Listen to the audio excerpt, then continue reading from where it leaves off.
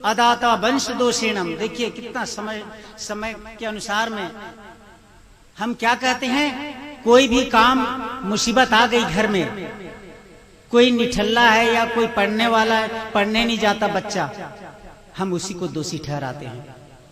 प्रकृति की गहराई में अलग चल रही है और ऊपर में कुछ चल रही है, ऊपर का आंकड़ा सिर्फ लगा रहे हैं, ऊपर में देख रहे हैं, उस चीज को हम बोलते हैं, क्या बोलते हैं, ये हो गया ना, ये वो बिगाड़ दिया ना, वो ऐसे कर दिया ना, इसीलिए तो मेरा काम बिगड़ गया। बिल्कुल गलत। अदाता वंश दोषेणम कर्म दोषे दरिद्रता, रुग्णता मातृदोषेणम, पितृदोषेण मूर्खता। वंश का दोष है, इसलिए मनुष्य अदाता हो जाता है, जिसको आप लोग कंजूस कहते हैं। धर्म काम के लिए 1 रुपया नहीं निकलेगा, अधर्म के लिए 1000 की नोट निकलेगी। क्या काम का ऐसा संपत्ति बंधु अर्जन करके हम,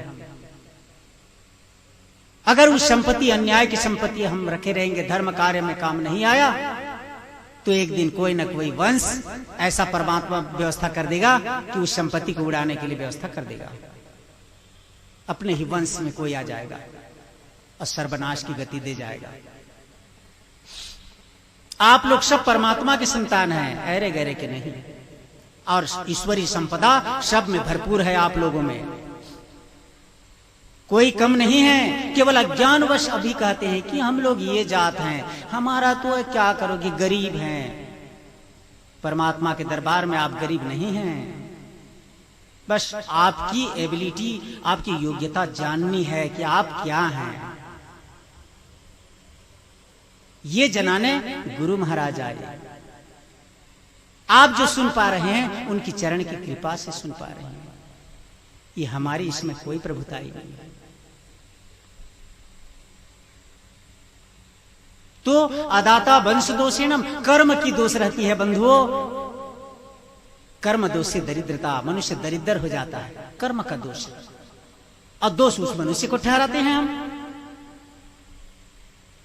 कर्म का दोष लगा हुआ है।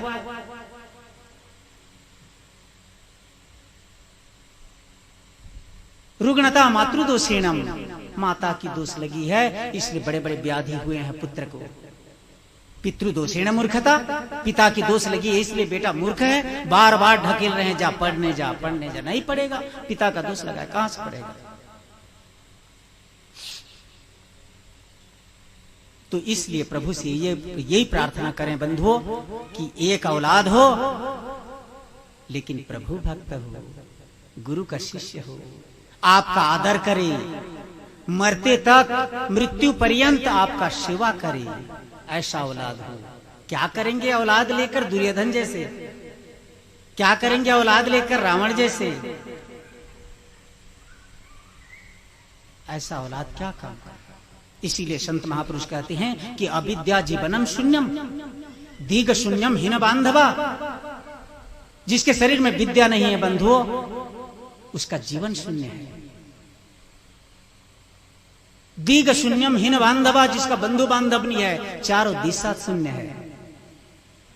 और पुत्र हीनम गृह शून्यम, बेटा नहीं है, उसका घर तो सुना ही ना। सर्व शून्यम दरिद्रता, दरिद्र मनुष्य के लिए उसका सब तरफ शून्य है।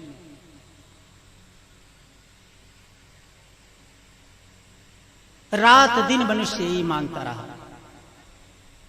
तो इसलिए प्रभु से हमेशा प्रार्थना करते जाना चाहिए कि हे प्रभु पुत्र दे, लेकिन तेरी भक्ति करे। क्या कहा, आज की दुनिया नहीं कहती, क्या कहता है कि बेटा मेरा कलेक्टर बने, तहसीलदार हो, इंजीनियर बने, डॉक्टर बने। और आप लोगों को डंके की चोट में हर प्रकार से मैं बता रहा हूं बंधुओं, हजारों उदाहरण दूंगा।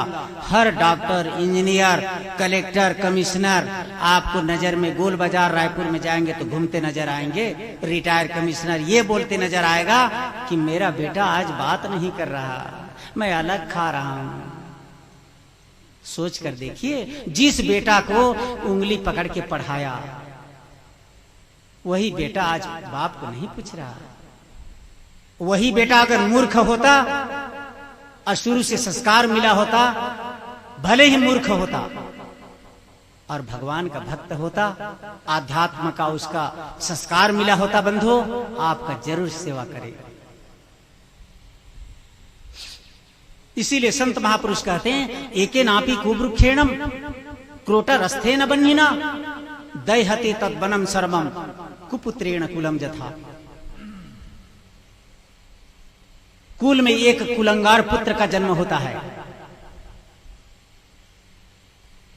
एके नापि, जिस प्रकार से जंगल में लकड़ी आग लग जाती है, ऐसे एक ठो पेड़ रहता है, ऐसी एक लकड़ी रहती है जिससे आग निकल करके पूरे जंगल को जलाकर राख कर देती है, वही है कुलंगार। उसी को उदाहरण देते हुए संत महापुरुष कहते हैं, एके नापि कुवृक्षेणम क्रोटरस्थे न बन्हिना दयहते तद्वनम सर्वम कुपुत्रेण कुलम जथा। पूरे जलाकर राख कर देते थे। उसी प्रकार से एक कुलंगार पुत्र का जन्म होता है जो पूरा वंश का सर्वनाश कर देता है। हर जगह निंदा, बदनाम, जुआ, ताश, शराब, मांस, मदिरा करके आपके धन को स्थायी रहने नहीं देगा। तो सुख और दुख जीवन में तो आएंगे बंधु। शरीर पकड़ा है तो दुख आएगा, देहधारी को दंड है, बच सके न कोई।